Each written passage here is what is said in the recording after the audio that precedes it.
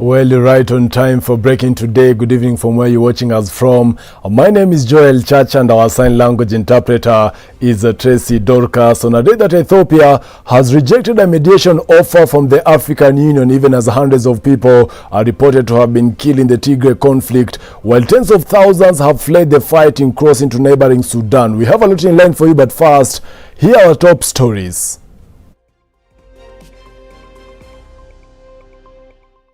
Kenya loses 2 more frontline health workers to COVID-19, with 1,211 more people testing positive for the virus in the last 24 hours. Leaders drum support for BBI, defending President Uhuru Kenyatta and Raila Odinga against those castigating them over the document. US President Donald Trump takes credit for Pfizer vaccine development, saying Americans wouldn't have won yet without his leadership.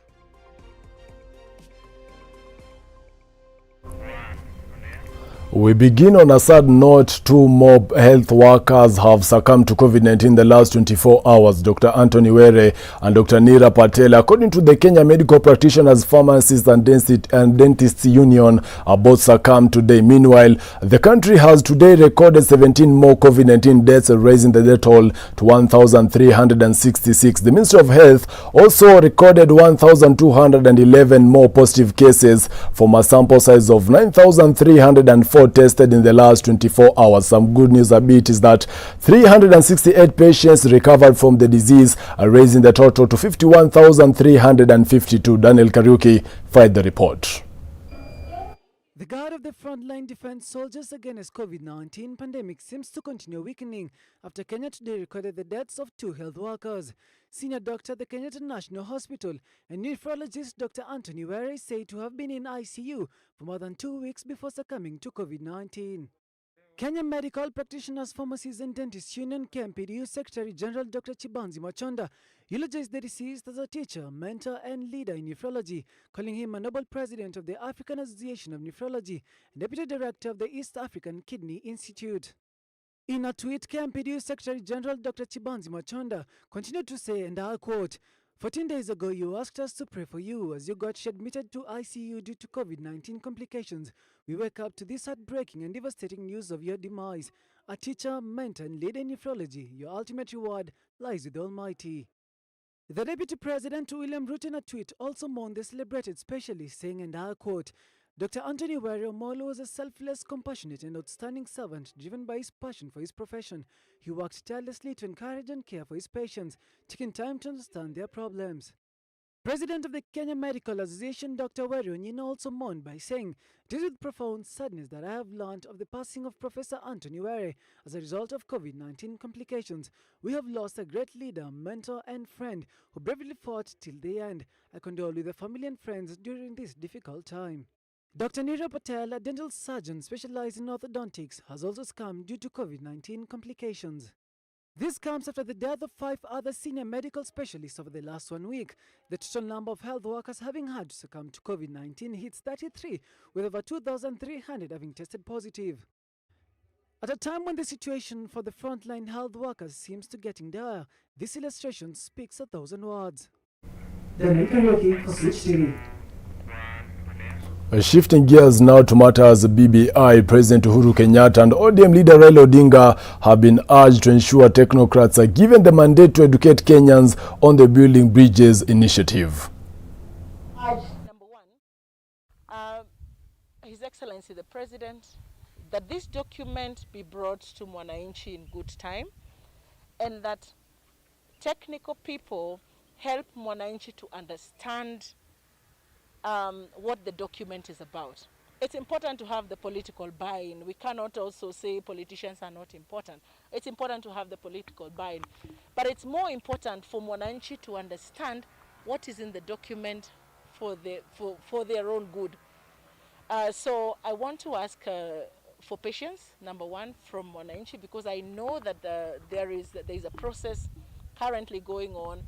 The issue of, gazetting of the bill, the issue of coming up with coordinating teams nationwide, the issue of collection of signatures. So there is a process, and the document will come to Mwananchi, and Mwananchi will be enlightened about what is good in the document.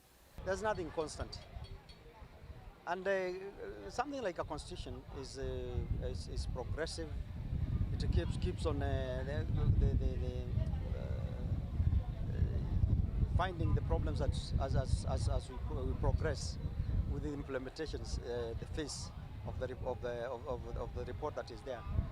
What we know is that for them who want the report to be reopened again, the door is not open. No, the door is not closed. They should also come up with their own amendments and also engage the public and go through the due process, so that if it's also acceptable to the public, we can also do an amendment according to their wishes. Away from that, a cartel operating in Nairobi under the name Kati Gang Ent is being traced by the Directorate of Criminal Investigation for luring underage girls into orgies parties. This was discovered after a viral video went online of a lady complaining of her missing cousin. Samuel Namukana reports. Detectives from the Directorate of Criminal Investigations are investigating an online cartel that has been luring high school girls from their homes for partying orgies that goes on for days. On a tweet, and I quote, "Preliminary investigations by the DCI have established the girls were lured out of their homes through a social media account named Kati Gang Ent. The cartel has been using internationally registered telephone numbers, although they operate from Nairobi." They further stated that a number of worried parents from Nairobi's Kayole and Komarok reported to us that their daughters had gone missing from home for days. The parents only reported their daughters were missing after they failed to go home several days later. While being interrogated by detectives attached to DCI's Anti-Human Trafficking and Child Protection Unit and the Crime Research and Intelligence Bureau, the young girls revealed how they were lured from their home and linked up in partying joints in Nairobi. End of quote. This comes a day after 3 out of 7 girls were found by the DCI after they went missing from their homes in Nairobi a week ago. This vice was discovered when a video went viral on social media of a teen complaining of her 6 kids who went missing. The office of the DCI is warning all parents to be cautious since the group is taking advantage of the COVID-19 pandemic to abuse these young girls. Samuel Namkana, Switch TV, Nairobi. Meanwhile, Kenya Film Commission is collaborating with various strategic development partners in boosting gaming and animation as the new products in the screen. In the presentation of the equipment is in line with the Commission's mandate to develop the skills and capacity of the filmmakers in Kenya. The project is launched in Swahili Port Hub in Mombasa County. Melissa Meshak with more on these. The support to Swahili Port Hub is aimed at empowering the region's creatives with the new technology in the gaming animation genres of content creation. With the state-of-the-art equipment, the youth from Mombasa are now able to harness the power of art and technology to create job opportunities and wealth for themselves and others. What Daystar University and Kenya Film Commission has enabled us is to deliver quality training for those who are interested in filming, both animations, normal films, etc., at the comfort of your own home. So there is no reason why young people will say that probably coming all the way to Swahili Port is very far.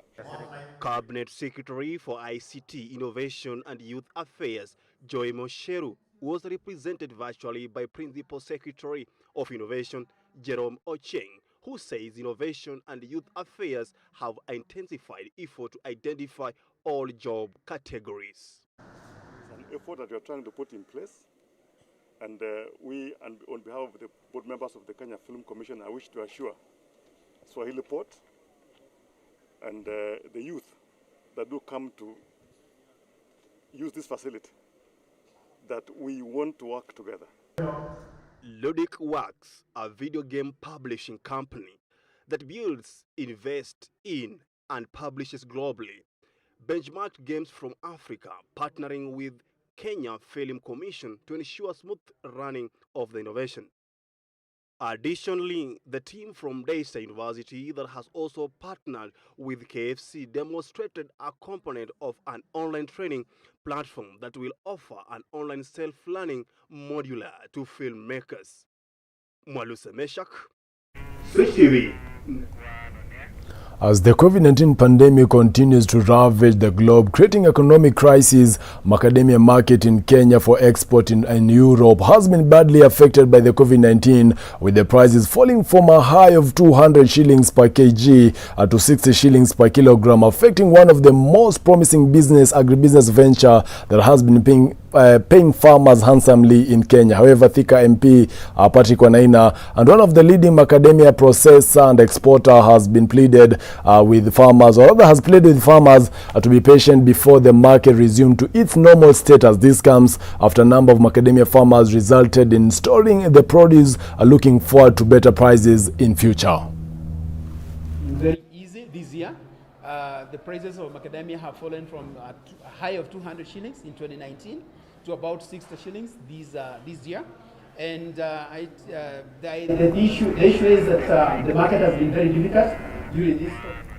As soft drinks manufacturer Coca-Cola opened its trading partners transactional financial data for use by listed lender Absa Bank Kenya in disbursement of business continuity loans under the campaign Open Like Never Before, corporates will be on top of 125 million shillings kitty to be spent on enhancing hygienic standards, training staff and equipping 18,000 eateries with the required masks and face shields, hand washing jerrycans and sanitizers. The business desk spoke to Evanson Ndungu, the marketing manager of Coca-Cola, and this is what he had to say.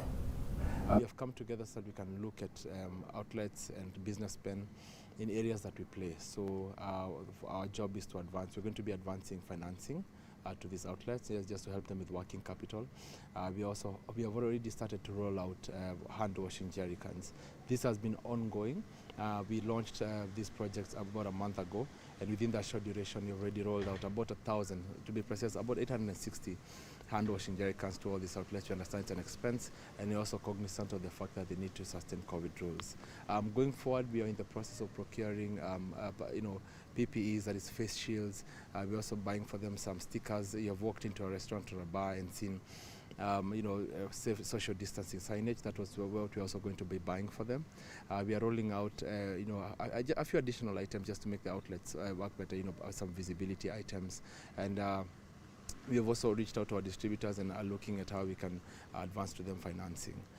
We are really excited because the markets are really opening up. We are seeing quite some traction, and we are excited that Kenyans are slowly but surely recovering from an economic perspective. Well, Emma James from, I think is 001 Mombasa is following the news. We are together. Also, Justin Nyakundi on our Facebook, that is Switch TV Kenya, is saying watching and listening from 001. We are taking a short commercial break. We'll be back with more stories. Stay tuned.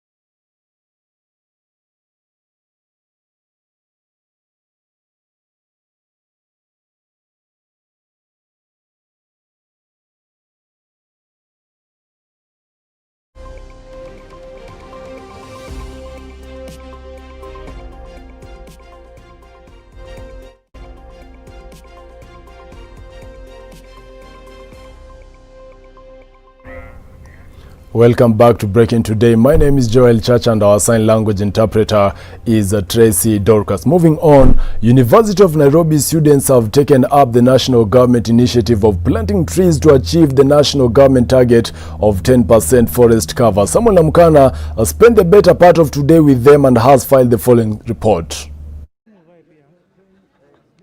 After the launch of the 10% forest cover initiative by the PAs in the Ministry of Environment and Forestry, Dr. GOV.TO, students from the University of Nairobi have taken upon themselves to plant 1,000 seedlings in order to achieve the government's target. Nimekuja kupanda mti kwa sababu watu wengi wamekuwa wakiharibu mazingira, na kwa kupanda mti tunaendelea kutengeneza mazingira yetu. Waseka wakamtu wapande miti juu wenyewe. Miti ni life. Trees life.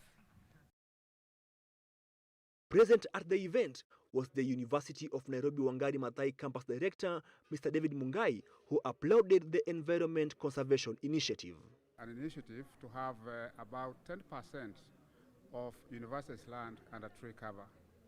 This is the wish of the government, that we raise our forest cover from the present 7.2% to 10% or even more.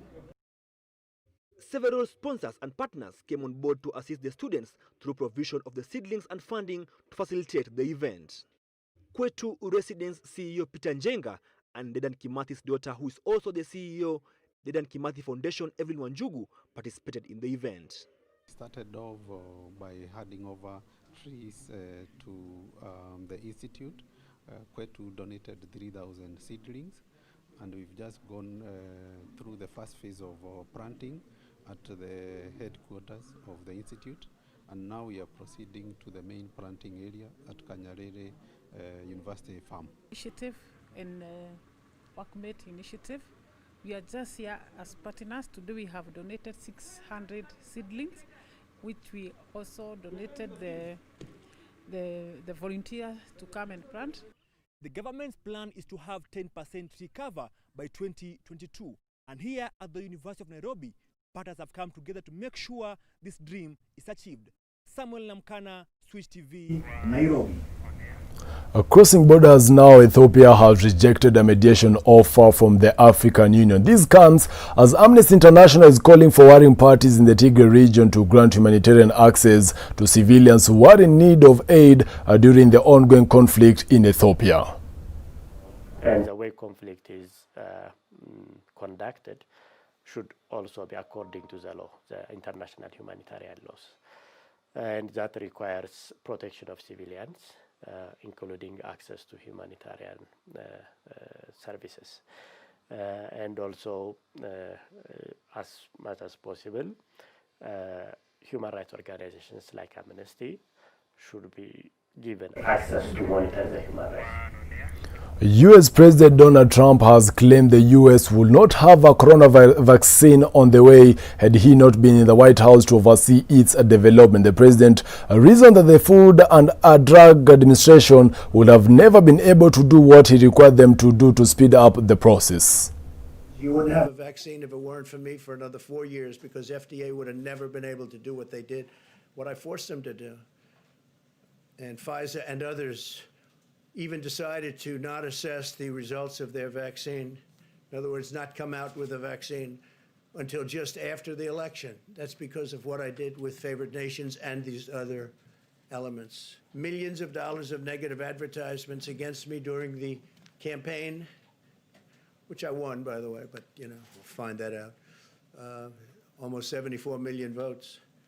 We had Big Pharma against us. We had the media against us. We had big tech against us. We had a lot of dishonesty against us.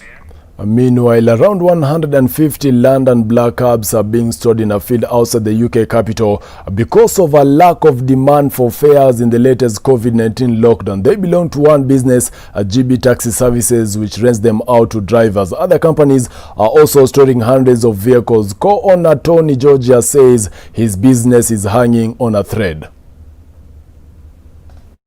Many London taxi drivers rent their instantly recognizable black cabs from fleet companies such as GB Taxi Services, where Georgie is one of the owners.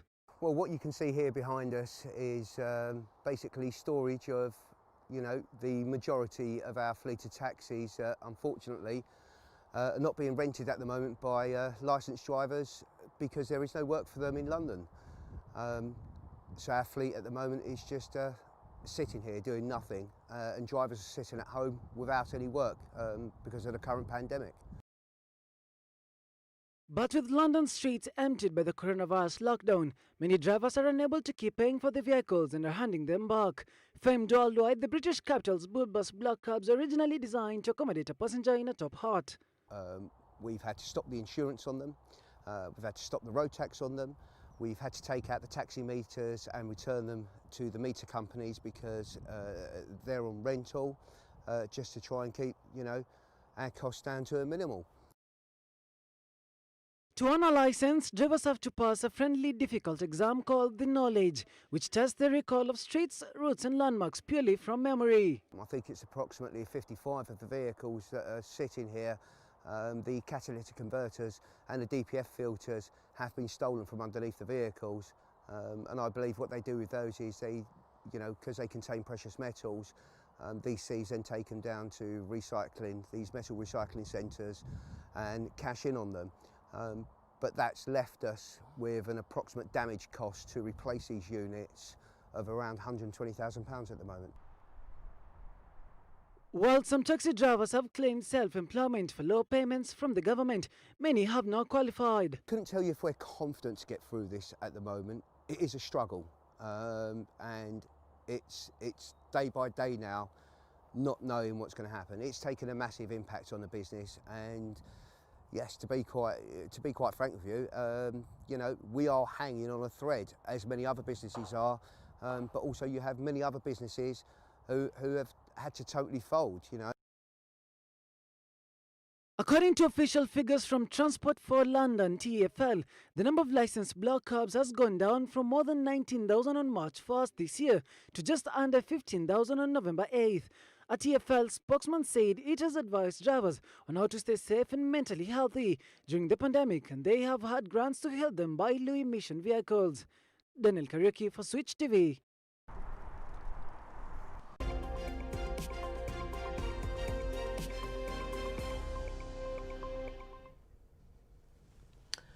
Thank you for staying with us. My name is Cedric Oronji, and now let's head straight to the fields where the Argentina Pumas and Australia Wallabies have settled for a 15-15 draw in their Tri-Nations clash in Newcastle earlier on today. Nicolas Sanchez and Reece Hodge both kicked 5 penalties, while the Wallabies had 2 tries disallowed. Nicolas Sanchez held his nerve with the boot as Argentina hit back from 15-6 down to claim a 15-15 last-minute draw. Sanchez, most points by a Puma against Australia. He scored 111 points so far. Fairly handy range for a kicker of his ability. So, releases by Sami, kicking through, and Jordan Pataia didn't get it down. Hodge moves in, strikes, it's got the distance, and no. Oh, it's been stolen, and there's the kick ahead. Nobody at the back. The race is on, and who wants it? Kept on the toe, so Gordon is back there. And now over to some Gallagher Premiership rugby action. Sam Simons scored a hat-trick, steering Exeter Chiefs to their Premiership title campaign.